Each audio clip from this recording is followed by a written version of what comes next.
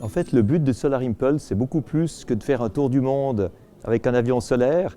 C'est vraiment de démontrer qu'on peut accomplir des choses a priori impossibles avec des technologies propres, avec de l'efficience énergétique et avec des énergies renouvelables. Et de cette façon-là, commencer à parler beaucoup plus des solutions que des problèmes.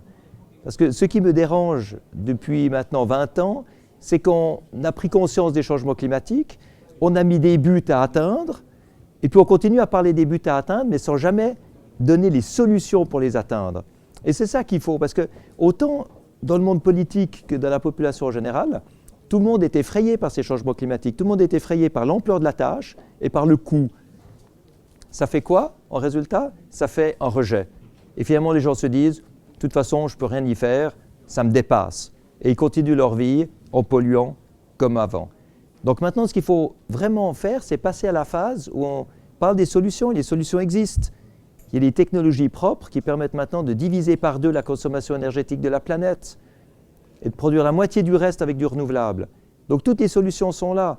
Ce n'est pas que des panneaux solaires sur un avion comme le nôtre, c'est tout ce qui permet d'économiser de l'énergie au quotidien.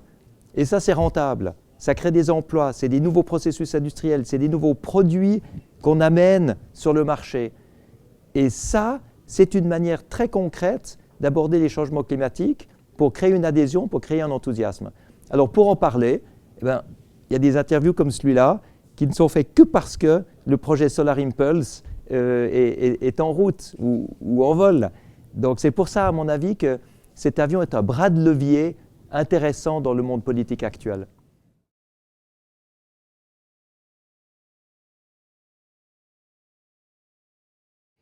Il faut mettre des émotions positives dans toute cette lutte contre les changements climatiques. Il faut donner des raisons aux gens de s'enthousiasmer. C'est sûr, pendant tellement longtemps, la protection de l'environnement a été rébarbative et chère. On voulait diminuer le niveau de vie des gens, on voulait diminuer leur mobilité, on voulait diminuer leur consommation et toute la croissance de la société. Ce n'est pas ce que les gens veulent. Les gens, ils veulent mieux, ils ne veulent pas moins. Et par conséquent, si on leur donne des moyens de bouger, d'habiter, de vivre avec du confort et de la croissance, mais avec un taux de pollution beaucoup plus bas, avec une empreinte carbone beaucoup plus basse, eh bien, ils vont utiliser ces technologies-là. Mais il faut qu'elles arrivent jusqu'au marché. Et pour qu'elles arrivent jusqu'au marché, il faut un cadre légal. Il faut que les gouvernements mettent en place une législation qui oblige le remplacement des vieilles technologies polluantes par des nouvelles technologies propres. Donc le rôle des gouvernements est absolument fondamental. Et ce n'est pas seulement dans des négociations internationales sur le coût du carbone, c'est au sein de chaque pays où on peut faire une différence énorme et en même temps créer des emplois et faire du profit.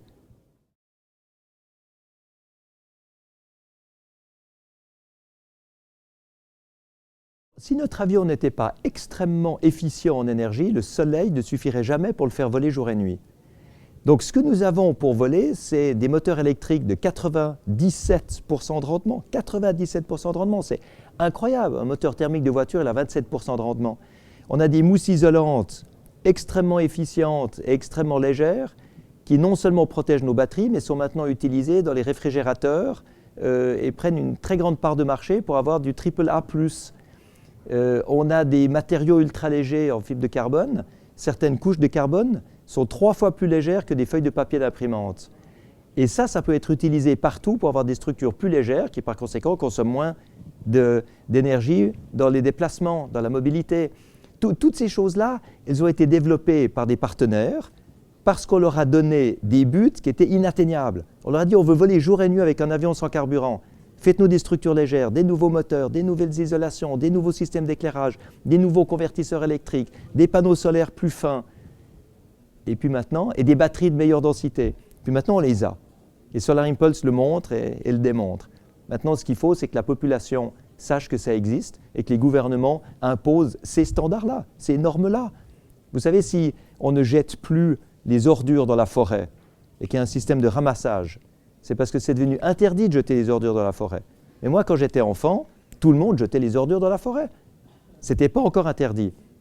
Aujourd'hui, ce n'est pas encore interdit de gaspiller de l'énergie et de mettre du CO2 partout. Eh bien, c'est ça qui devrait être maintenant légiféré et réglementé. de manière à ce que des technologies propres puissent remplacer les anciennes et qu'on puisse diminuer les émissions de CO2 et la pollution.